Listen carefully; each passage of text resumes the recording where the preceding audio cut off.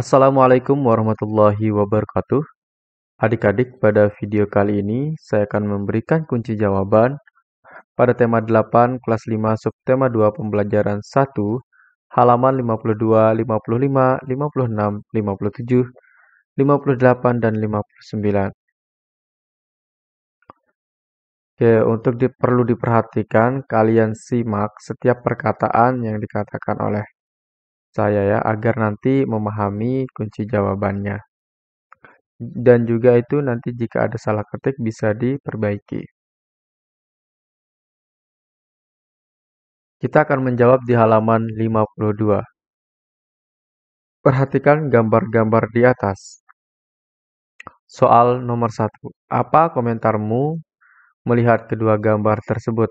Nah, sampai dengan soal nomor 5, saya sudah siapkan jawabannya di sini. Soal nomor 1. Apa komentarmu melihat kedua gambar tersebut? Gambar A menunjukkan daerah yang subur dengan cadangan air yang melimpah. Sedang gambar B menunjukkan daerah yang gersang dengan tidak adanya cadangan air. Yang kedua, gambar manakah yang lebih indah dilihat? Gambar A. Soal nomor 3, dapatkah lingkungan seperti gambar A berubah seperti gambar B? Apa yang menyebabkannya? Jawabannya dapat disebabkan hilangnya cadangan air tanah yang diakibatkan tidak adanya daerah peresapan air. Soal nomor 4, apakah lingkungan seperti gambar B berubah seperti gambar A? Bagaimana caranya? Dapat dengan cara selalu menyediakan daerah peresapan air. Salah satunya dengan menjaga kelestarian hutan yang merupakan daerah resapan air utama, serta selalu menyediakan daerah-daerah atau tanah resapan air di daerah pemukiman. Soal nomor 5, sebutkan cara yang biasa kamu lakukan dalam menjaga lingkungan rumah dan sekolahmu. Pertama, menjaga kebersihan. Kedua, menjaga kelancaran saluran air atau selokan. Ketiga, menanam tanaman atau pohon yang bermanfaat di daerah lingkungan rumah dan sekolah. Keempat, bijaksana dalam menggunakan air atau hemat air. Oke, berikutnya sekarang kita akan jawab di halaman 55.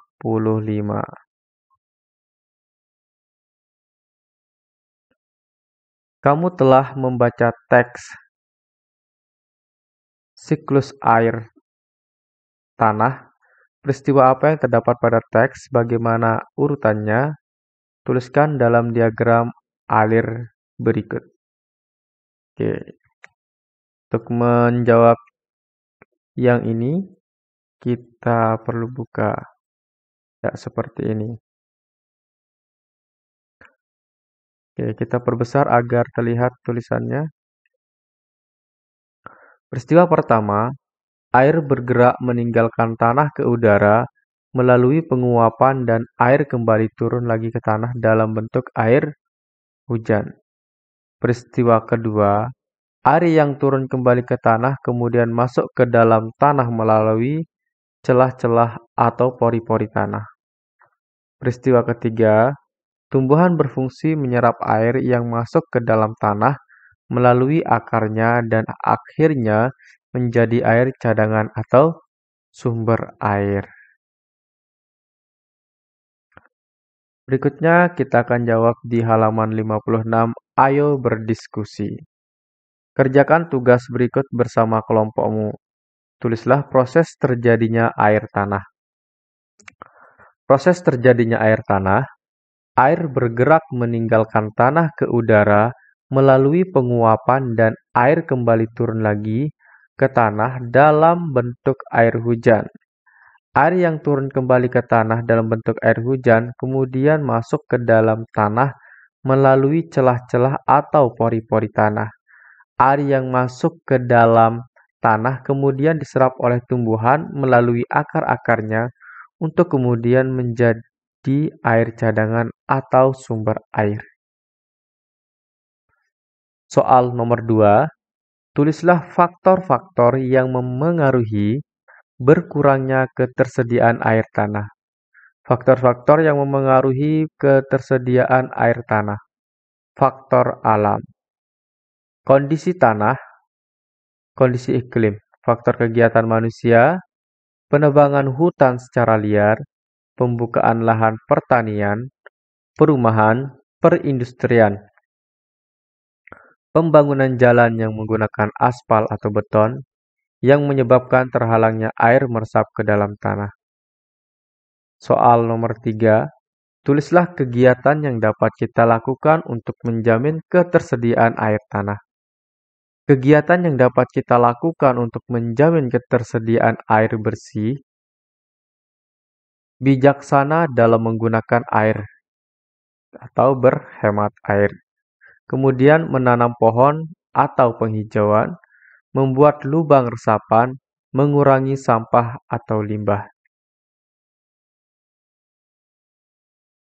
Berikutnya, kita akan jawab di halaman 57 tentang ayo mencoba.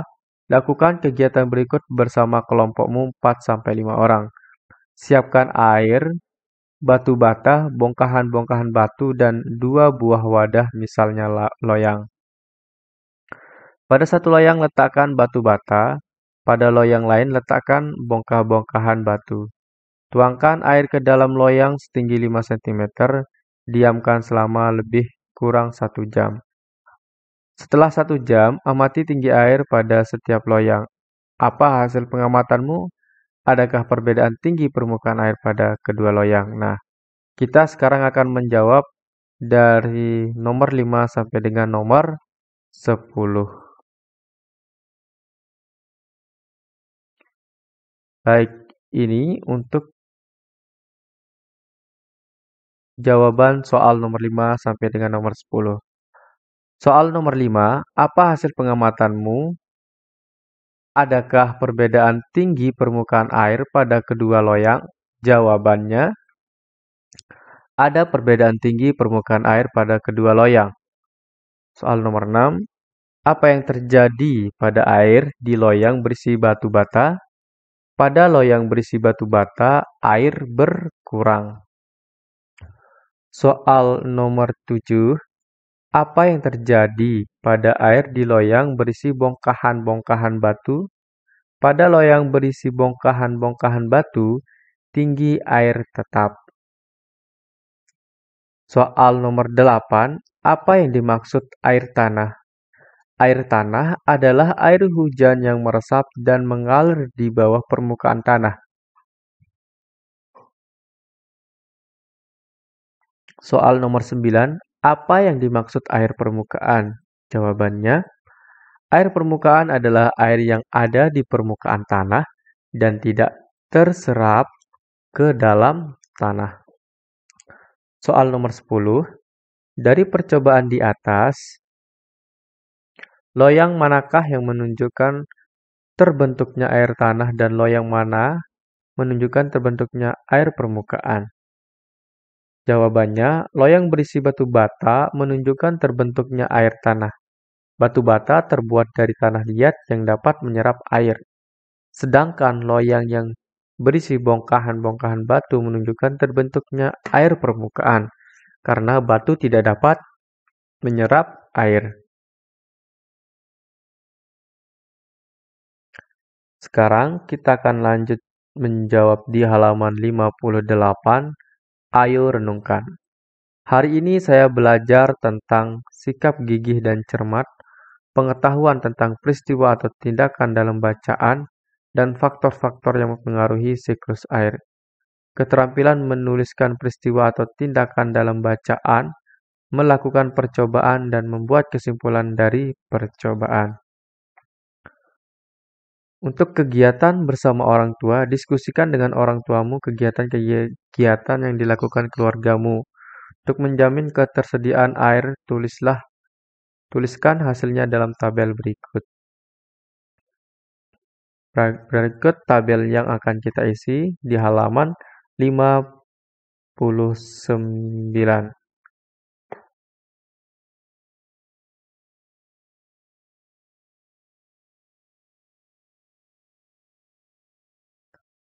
Oke, di halaman 59 ini,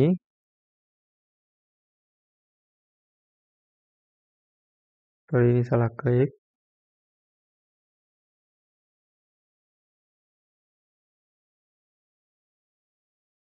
Ini jawaban nomor 59. Yang pertama, membuat daerah resapan air atau biopori. Kedua, menanam pepohonan di sekitar rumah. Ketiga, membersihkan sampah di sekitar rumah. Keempat, tidak membuang limbah yang dapat mencemari air tanah. Kelima, membuat bak penampungan air tanah. Keenam, menggunakan air tanah dengan efisien. Ketujuh, memperbanyak daerah resapan air tanah di sekitar rumah. 8, menyirami pohon di sekitar rumah. 9, tidak menebang pohon sembarangan. 10, mematikan keran air tanah apabila tidak digunakan.